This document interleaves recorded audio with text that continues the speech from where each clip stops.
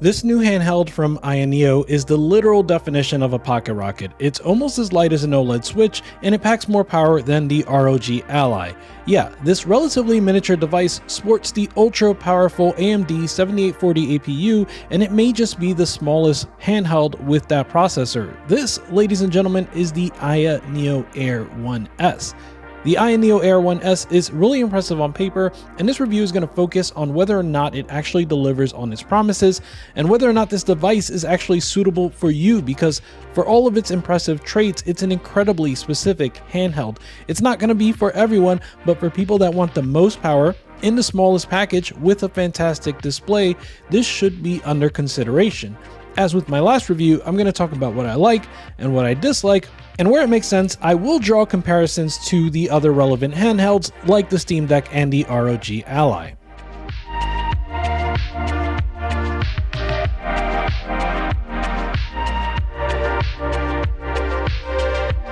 So the main thing to talk about with this device, of course, is its size. It's really small, and I would say it's the most pocketable x86 handheld, and it's really the smallest handheld I've seen with the 7840U specifically, which is, the most powerful APU for a handheld out right now. This comes with a lot of benefits. It's really thin. I think it's 21 and a half millimeters thin. It's 450 grams, and when you compare that to the Ally, which is 608, or you compare it to the Steam Deck, which is 669 grams, yeah, this comes in really, really light. Even compared to the Switch OLED is 420 grams, so this is a little bit heavier than that, but it's still pretty close to a Switch OLED, which is pretty surprising. So yeah, this is gonna fit like in any bag. I already mentioned it fits in your pocket if you really want it to. It's great for smaller hands. My kids enjoyed it. If you have bigger hands like I do, then this might be just a tad too small. For me, it's a tad too small. I get cramps over like really long sessions playing with this. If I'm just playing for a few minutes, maybe 30 minutes up to 45 minutes, I won't feel it. But after a couple of hours of playing longer sessions with this, I will start to feel hand cramps.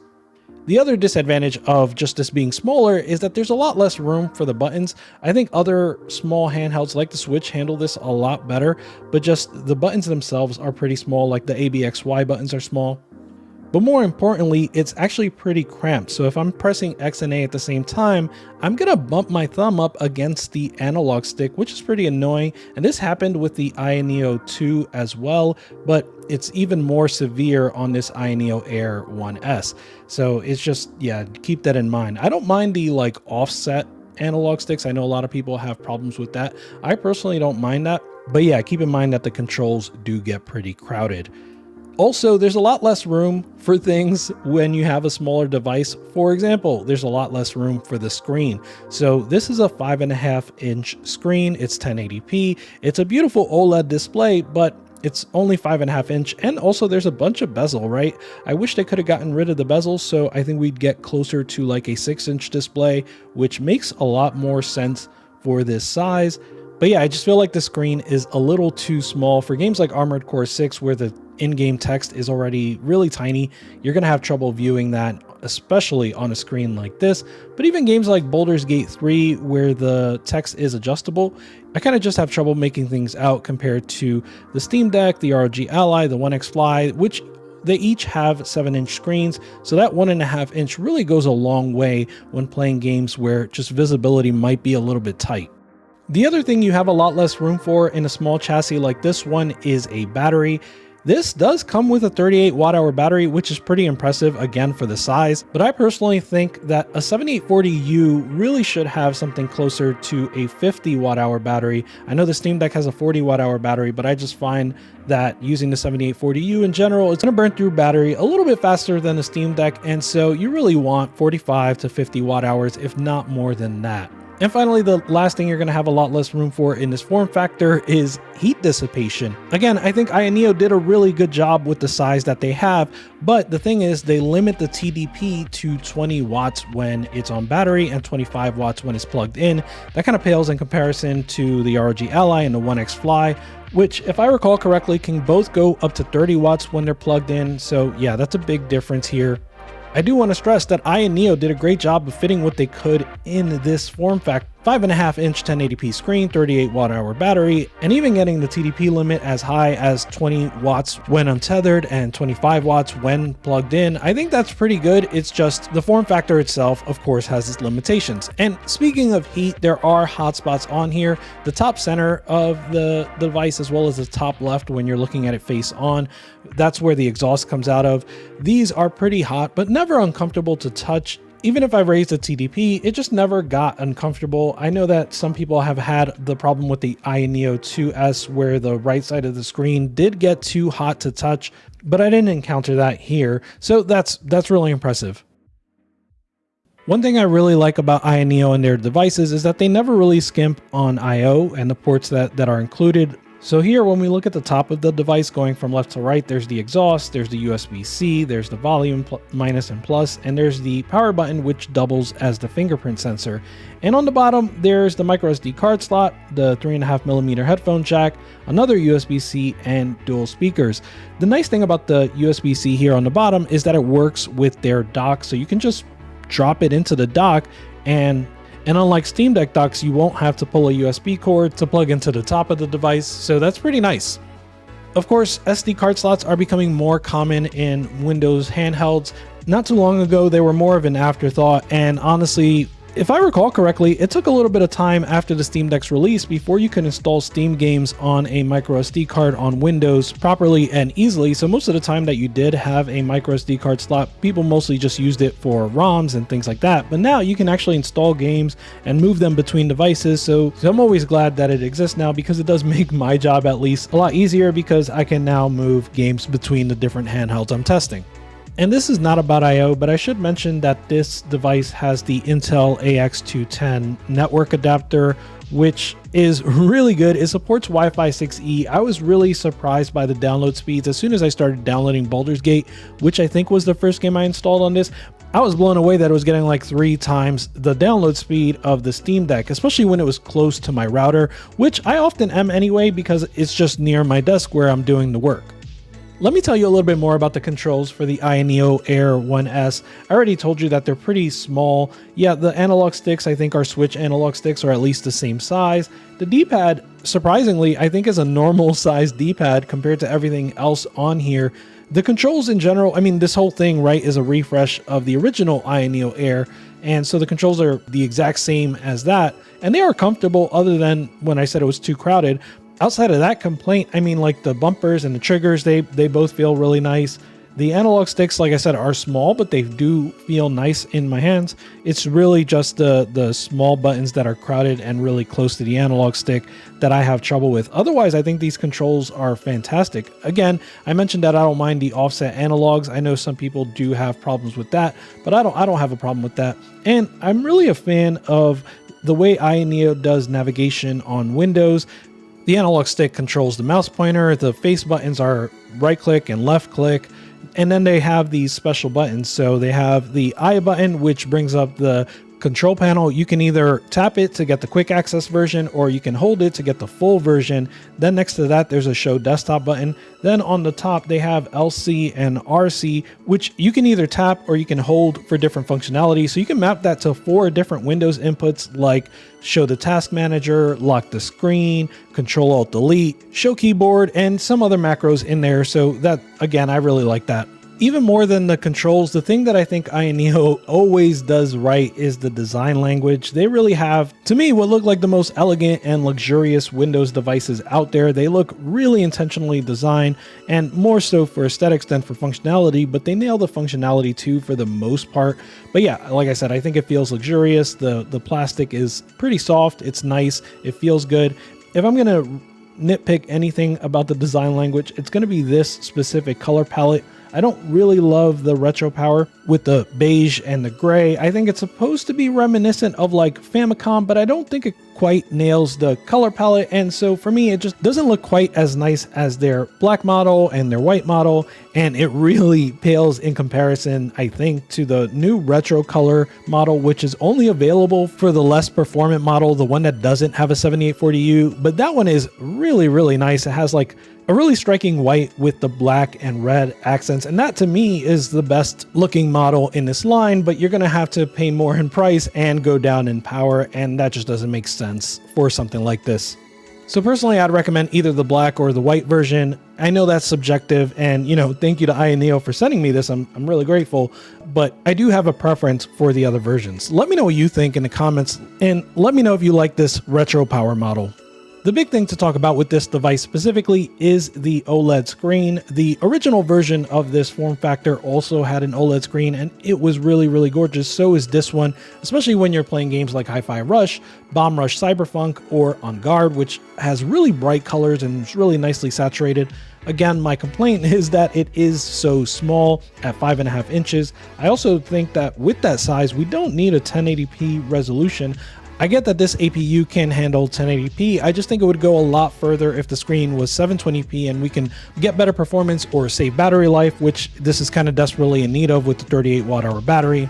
A lot of people are going to rightly point out that I can just set the resolution myself. You're absolutely correct. It's just not exactly the same because of the scaling that's going to be done here. But what I will say is that your best option is probably going to be using FSR, either quality FSR or performance FSR, so that you can get that extra performance or extra battery life even with that 1080p display. And I do think that closes the gap I'm talking about. As for the fact that it's OLED, yeah, it's really, really gorgeous. The AYANEO 2 and the AYANEO 2S have this really gorgeous display as well that's not OLED, so they've really found a way to make really all of their devices have nice looking screens that display a wide range of color and really make games that look good look even better. From a performance perspective, everything seems to operate as expected here. I ran a few benchmarks. I don't consider myself necessarily a benchmark person. I mostly just run them as sanity checks. When it comes to playing handhelds, what I really want to do is just get in the game.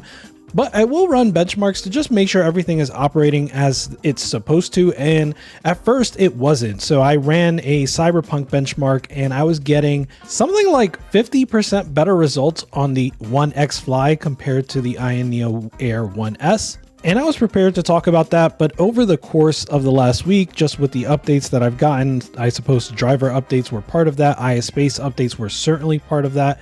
And so over the course of the last week, the benchmarks have certainly normalized now. When I compare the results for Shadow of the Tomb Raider and Cyberpunk, they are within 1 or 2 frames of each other. When I compare the results of Arkham Knight, it does still perform a lot better on the One X Fly, something like 30% better.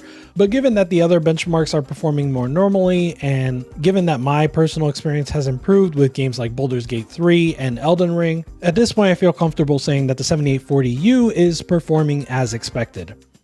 By the way, about those benchmarks, I wasn't really tinkering. I really just ran the benchmark based on all of the updates that were installed already, and I made sure that the games were set to the same settings. So for example, for Cyberpunk FSR, it was 1080p, borderless windowed, medium preset with dynamic resolution scaling and FSR just off altogether. So yeah, with that, the One X Fly and the AYANEO Air 1S mostly performed the same. If I compared those benchmarks to the ROG Ally, the Air 1S does a lot better. So for example, Shadow of the Tomb Raider was running at about 30 frames per second, and that was at 25 watts on the ROG Ally. That's compared to 37 FPS on the Air 1S running at 20 watts. We did already know that the 7840U does run better than the Z1 Extreme, but it is interesting to see that disparity where you get considerably better performance with less power on the AYANEO Air 1S compared to the ROG Ally. When I wasn't expressly testing the performance of this device, I would just set it to 1080p resolution and use the auto TDP option that is provided, and I would just play games at the default setting. Maybe I would turn on FSR to get a little more performance, and most of the time performance was great. It didn't require much tinkering on my end. The only complaint I would have is that with those demanding games, I would get pretty low battery life. It's pretty discouraging, for example, to get less than 2 hours battery life on a game like Baldur's Gate 3 that you're going to be playing for a while. And you know, it is a demanding game. It requires a lot of power to run. Prior to this, I was playing it on the One X Fly a ton, and it performed the same. It's just that the One X Fly has a 48 watt-hour battery, so it let me play longer sessions. I should also tell you about the new AYASpace 2. This is a big upgrade to AYA's software. It's going to be available to any AYA device, but it comes stock with the AYANEO Air 1S. And so when you open up the command center, it looks a lot like the Steam quick access menu. You first have a performance tab that you can switch between performance profiles using the L and R buttons. So you can switch between a AAA game, a normal game, or a retro game, or just PC Office. And each of those has lower TDP than the previous. You can also set an FPS limit. You can set a TDP limit from between 5 watts at the minimum to 20 watts at the maximum. There's also a smart TDP. That's what I was telling you about before. You can just set that to just do a set it and forget it kind of thing. That's kind of nice. You can also enable a performance overlay. They have 2 different versions. You can use either FPS Thunder or RTSS if you're more used to Riva Tuner. I like that. There's also a fan configuration, so you can kind of control that however you want using either hardware or software control. Then you can go down to the next menu for handheld options. You can control the brightness, the volume. You can set airplane mode, enable or disable Bluetooth. There's a toggle for Wi-Fi, muting, or even just downloading with the screen off. The next menu item has a bunch of controller options, so you can set the vibration to low, medium, high, or off. I found that to be buggy. I set it to off and it was still vibrating. I don't know if that's just me. You can control the analog trigger sensitivity, the joystick sensitivity, the joystick dead zone. You can toggle the RGB and set the RGB mode and brightness. There's also the ability to set auto fire for the ABXY buttons, and finally you can disable the controller altogether.